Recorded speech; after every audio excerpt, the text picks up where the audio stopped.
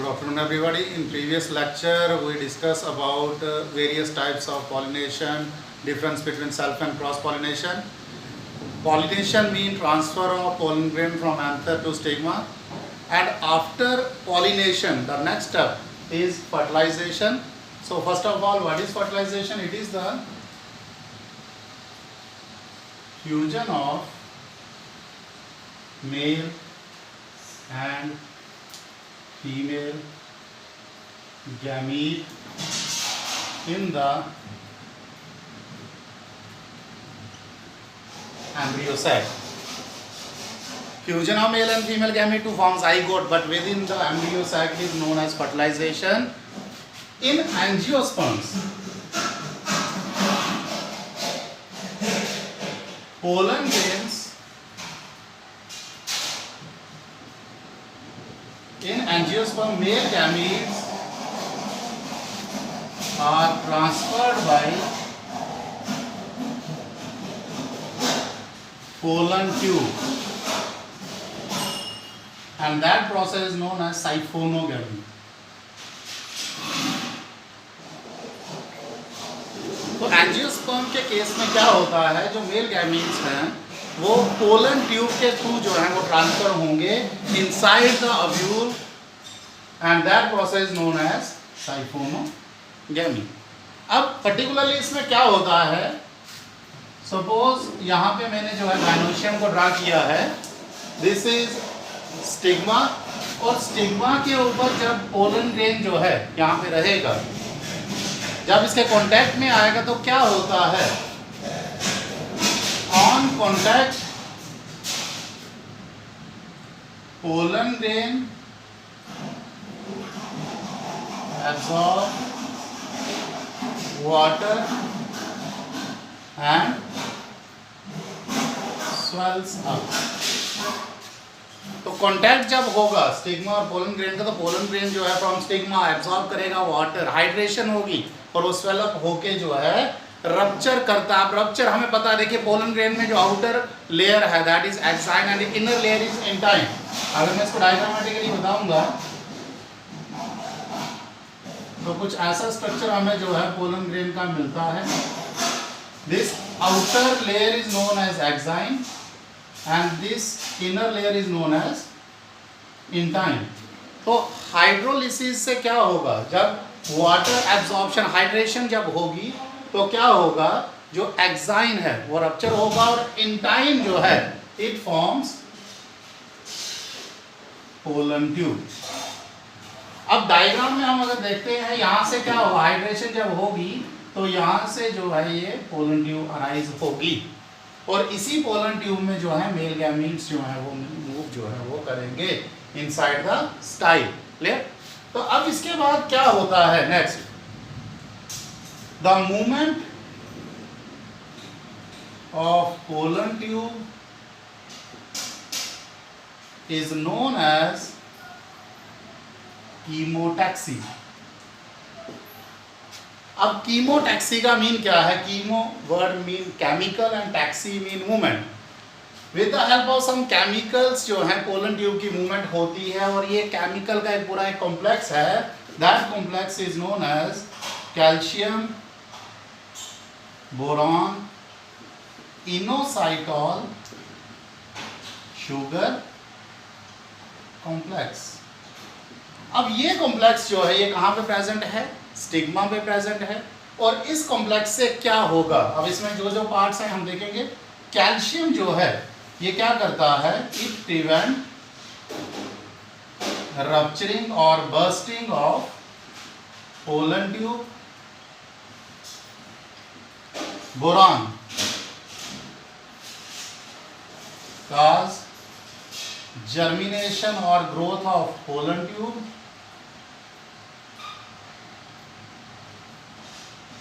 और inositol sugar complex it provides energy to pollen tube for growth.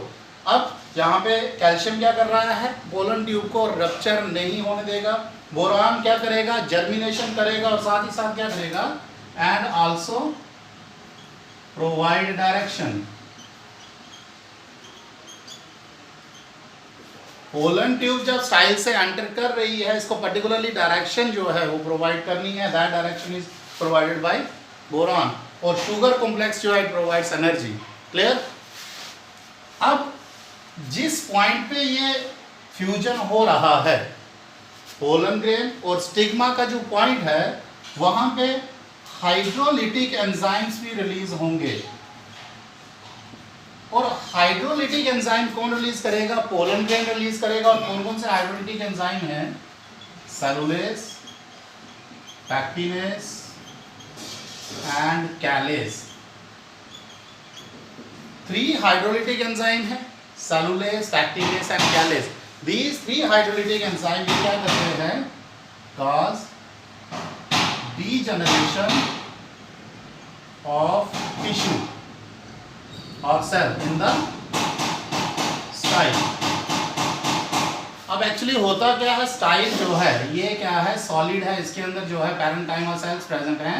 इनको rupture करने के लिए ये हाइड्रोलिटिक एंजाइम्स रिलीज होते हैं from the pollen grain, like cellulase, pectinase and callase, जो क्या करेंगे? डीजनरेट करेंगे सेल्स को, so that path can be created inside the style. Clear? अब इसके बाद देखिए, जब पोलन ट्यूब जो है यहां से ये मूव करेगी, और ये मूव कहां पे करेगी? हमें पता है that portion is known as ovary, और इनसाइड द ओवरी क्या है यहाँ पे? This is ovule. अब पोलन ट्यूब ने जो है कहां पे एंटर करना है? ओव्यूल में। और जब पोलन ट्यूब ओव्यूल में एंटर करती है, उसकी एंट्री की जो मेथड्स हैं वो भी 4 मेथड्स हैं। किस मेथड से वो अंदर एंटर करेगी इनसाइड द ओव्यूल, उसको हम अभी डिस्कस करेंगे।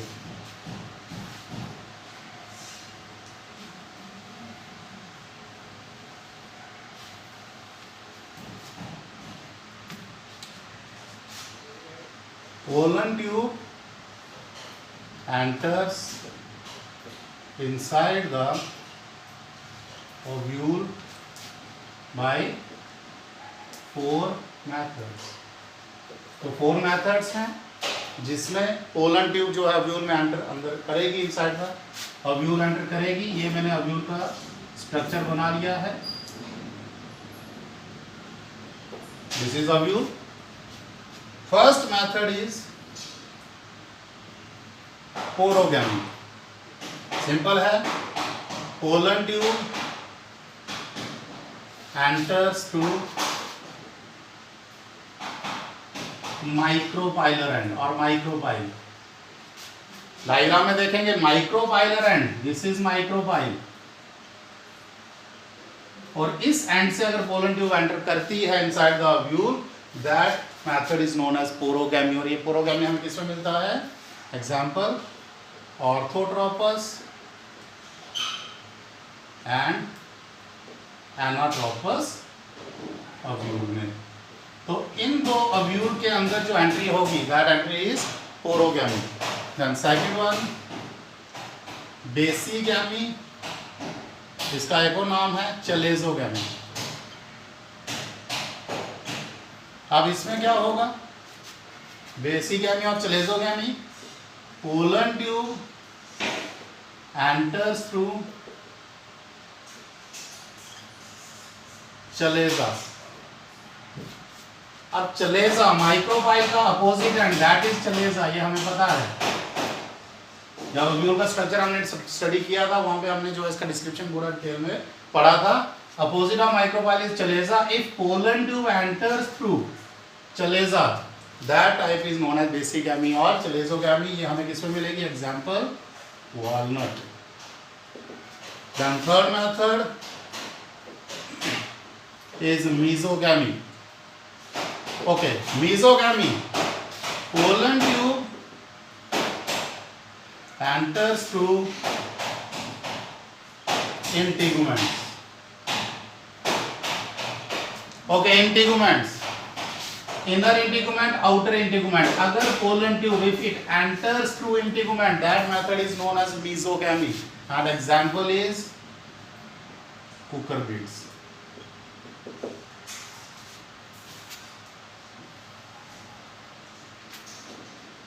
And last method is acrogamy।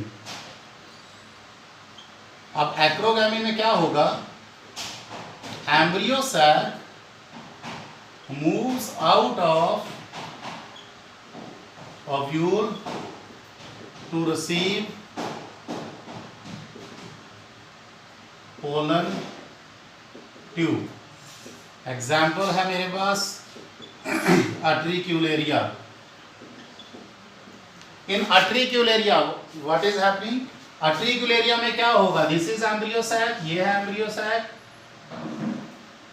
embryo sac ये क्या करेगा? atricularia के केस में ये ओव्यूल से बाहर मूव करेगा और बाहर मूव करके जो है ये पोलन ट्यूब का रिसीव करेगा, सो दैट फर्टिलाइजेशन अकर्स. तो हमारे पास 4 मेथड्स हैं जिसमें पोलन ट्यूब एंटर कर रही है inside the ovule. First method is sporogamy, second is basigamy also known as chalazogamy, third is mesogamy and fourth is acrogamy. तो यहाँ पे हमारे पास 4 मेथड्स हैं. तो ये हमारा जो है फर्टिलाइजेशन टॉपिक कंप्लीट होता है. क्या था फर्टिलाइजेशन?